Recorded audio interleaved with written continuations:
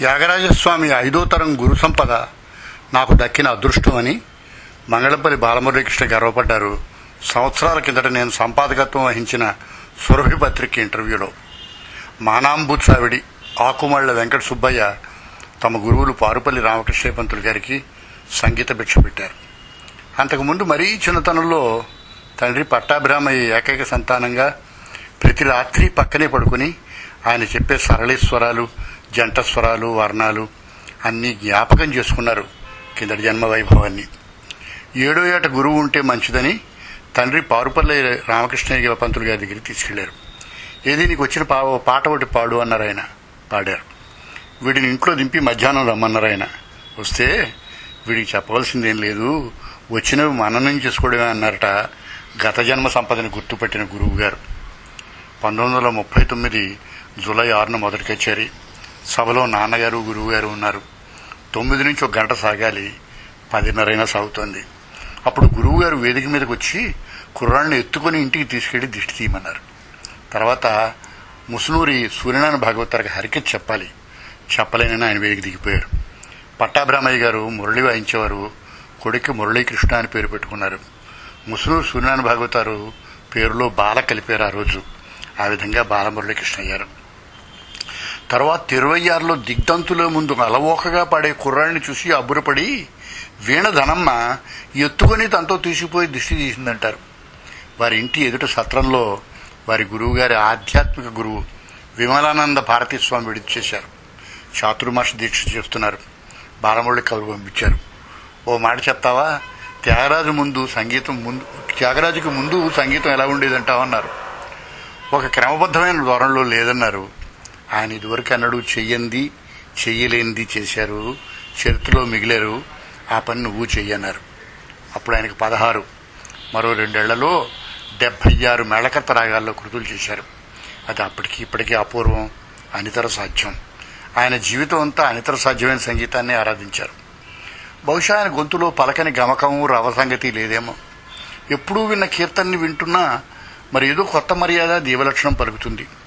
Mic ముందు కూర్చుంటే గొప్ప అధికారం దిశనా రూపుదిద్దుకున్నట్టుంటుంది. ఆయనలో చిలిపిదనం ఉంది, సరదా ఉంది, ప్రతి క్షణాన్ని అనుభవించే సరస్వత ఉంది. తాను ఆనందిస్తూ పాడతారు. ఆ ఆనందాన్ని రసికునికి పంచి ఆ క్షణాన్ని అజరామరం చేస్తారు. 53 సంవత్సరాల కిందట విజయవాడ రేడియో కేంద్రం భక్తిరంజని విని రంజించని వారెవరూ లేరు.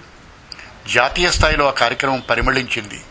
ఆ గువ్వాళింపుగా అధ్యక్షుడు బాలమురళి, ఇంకా శ్రీరంగం గోపాలరత్నం, వింజమూరు లక్ష్మి, విబి కనకదుర్గ, ఎంవి రమణమూర్తి, సూర్యారావు ప్రభుత్వులు ఉండేవారు. ఉదయమే ఆహిర్భైరవులో పెబరే రామరసం అంటే శ్రోతల హృదయాల్లో రామరసం చిప్పిలేది. ఈ విందుకు కారకులు మరొక మహానుభావుడు ఇంకా విజయవాడలో ఉన్నారు, బాలాంతరపు రజనీకాంతరావు గారు. ఆయనకి ఇప్పుడు 100 ఏళ్లు. నాకు అత్యంత ఆప్తులు బాలమురళీకృష్ణ గారు. మద్రాసు రేడియో కేంద్రంలో 34 నెంబర్ గది నాది. నా గదికి వచ్చిన గాయకులు చిన్న పాటైనా పాడాలి, అది మర్యాద.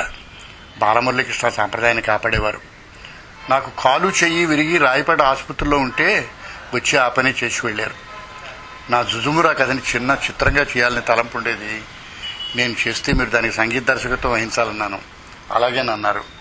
ఆ పని జరగలేదు. ఆయన సంగీత ప్రపంచంలో ఏమి చేశారని కాదు, ఏమి చేయలేదని ప్రశ్నించుకోవాలి.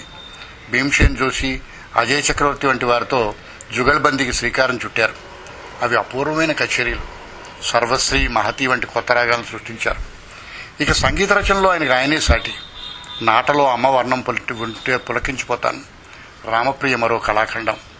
కథనకుతూలం తిల్లాల ఇలా ఏరడం వారి దిశకి అన్యాయం చేసినట్టు. మా ఇంట్లో దసరా నవరాత్రులకు బొమ్మల కొలువు ప్రత్యేకత. 2008 ఆగస్టు 10న సతీ సమేతంగా వచ్చారు. అంతా పాదాభివందనం చేసి శాలువా కప్పాను. నాకు చాలా ఇష్టమైన ఆయన రచనని పాడమన్నాను. కానడలో బృహదీశ్వర మహాదేవ నా చేతిని ఆప్యాయంగా పుచ్చుకొని పాడారు. ఆయన పాటలో, రచనలో ఈ జన్మకే పరిమితం కాని ఉపాసనా బలం ఏదో కనిపిస్తుంది. ఆఖరిసారి విశాఖపట్నం బీచ్లో విశ్వప్రియ హాల్లో ఇస్కాన్ ఉత్సవాల్లో పాడారు. పాట సాహిత్యం మర్చిపోతున్నారు. వృద్ధాప్యం ఓ జీనియస్ని అమరుస్తోంది. కానీ ఆయన లొంగడం లేదు. సాహిత్యం జ్ఞాపకానిది, ఉద్ధతి జీన్స్ది. కాసేపు అయ్యాక సునాద వినోదిని రాగంలో మైసూరు వాసుదేవాచారి దేవాదిదేవ ఎత్తుకున్నారు. అంతే, నా భూతో నా భవిష్యత్తు. అది ఒక మహాగాయకుడు విజృంభణ. వీధికి దిగుతుంటే పలకరించాను. నవ్వి, సభలో మీరున్నారా, తెలిస్తే ఒళ్ళు దగ్గర పెట్టుకుని పాడేవాళ్ళనే అన్నారు. అదే ఆయన చమత్కారం. బాలమురళీకృష్ణ ఈ తరం సంగీతానికి అధ్యక్షుడు.